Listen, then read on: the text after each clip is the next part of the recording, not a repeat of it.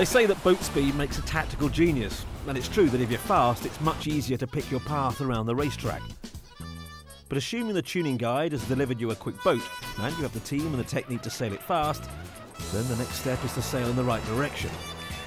There are two ways to sail tactically around a racetrack, and there are times when it pays to use each.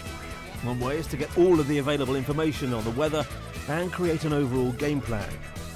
The other is to take each moment of the race at face value and to react to the conditions that exist and appear likely to exist over the next few minutes. Deciding the overall game plan, the strategy, is essentially a priority sorting exercise.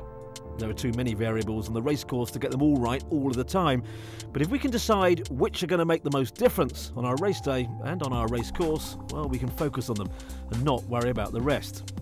The sort of variables we're talking about are different sorts of wind shifts, tide, wind strength varying over the course, and of course man-made ones like start line bias and course bias. For every variable present, there will be a winning strategy. We'll see some examples of successful and unsuccessful strategies when we get to the race. Firstly, get out on the racetrack as early as possible. Once the boat is set up and sailing fast, it's useful to walk the course, sail upwind and track the trends in the wind. There are three kinds of shifts. Progressive, where the wind is trending either right or left. Cyclical, where the wind shifts first one way and then back the other in a regular fashion. Unpredictable, where there's no predictable pattern. Identifying which pattern is the pattern of the day is essential to creating a workable race strategy. And then there's wind strength. In light breezes, sailing in patches of more wind will be more important than the wind shifts. It doesn't matter which way you're pointing if you're going nowhere. So it's essential to have a member of the crew dedicated to looking for pressure and sniffing out the light air patches. Once you have a handle on the wind, the next step is to pick where to start on the starting line, and that depends on two factors. Whether there's any bias on the start line and where you want to go after the start. On a short upwind leg, you can add a third factor. Will you be able to consolidate any advantage before reaching the ley line? And if not, it may be better to look for a space on the line where you have control of your own destiny. Sometimes the strategy is almost completely clear-cut. There's more wind over there. We have to go hard right. We have to go left into the shallow water to get out of the tide. But more often than not, it's more like the wind's in a left phase and I think it's going to keep there for a while. Good tacticians are like good stockbrokers. They're bold when they're confident of the conditions and bank their gains early on when they're not. In a sailing race, the risk is usually proportional to the separation from the centre of the fleet or the racecourse. More separation means a bigger gain if things go right, but comes with a risk of a bigger loss. So, if we're not too confident of the conditions, we'll be looking to consolidate any gains we make, rather than holding on for the big one.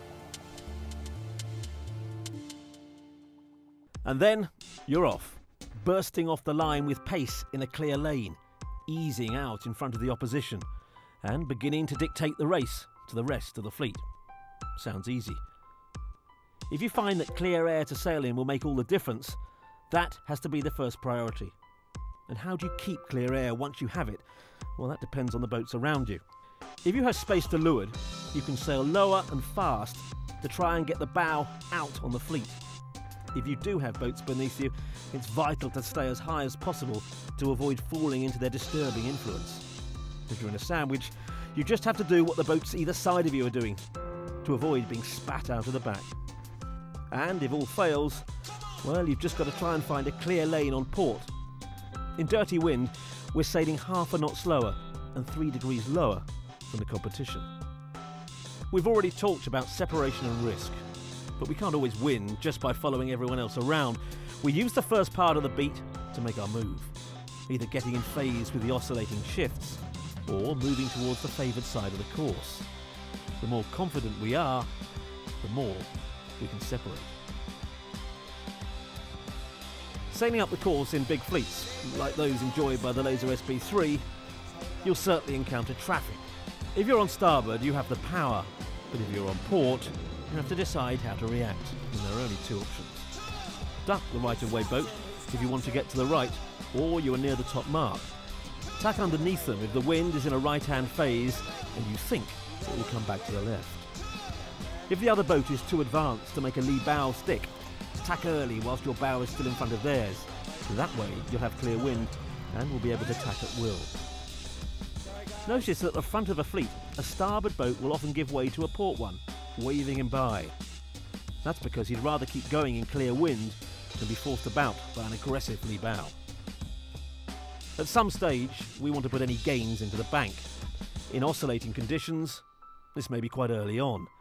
If the wind heads and we can cross the majority of the pack, we should do just that. If we're ultra confident that we're going the right way, we must find a way back towards the centre of the course before we get too close to the ley line. Once we get to the ley line, whichever way the wind shifts, the boats inside will gain. And if we are behind and someone tacks on top of us, we'll have no defence.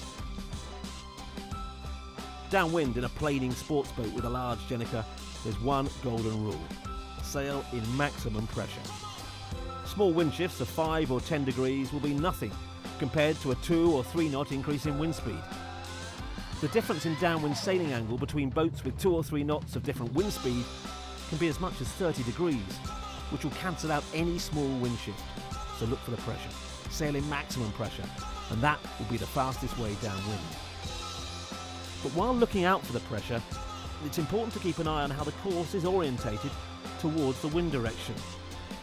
If the downwind course is biased towards one tack and the wind is even across the course, sail the long leg first, to keep the options open as long as possible further down the track. If we sail the short leg first, a small wind shift or wind increase will mean we're struggling to fetch the mark. Good fun, but not smart. Clear air downwind is just as important as clear air upwind. The area of dirty wind is much further forward in light winds, abeam and to leeward. In strong winds, it's just to leeward.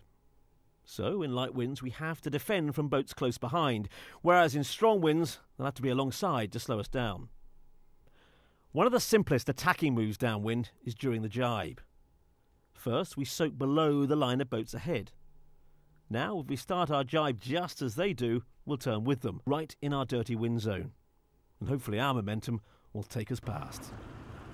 We can prevent this happening by jibing well before the ley line, disguising our jibe as much as possible, and luffing to sail fast after the jibe to re-establish a clear ahead position. But often, the biggest offwind gains are only realised at the leeward mark. It's really important to predict the approaches of the other boats, and to try and arrange to be inside boat on the approach.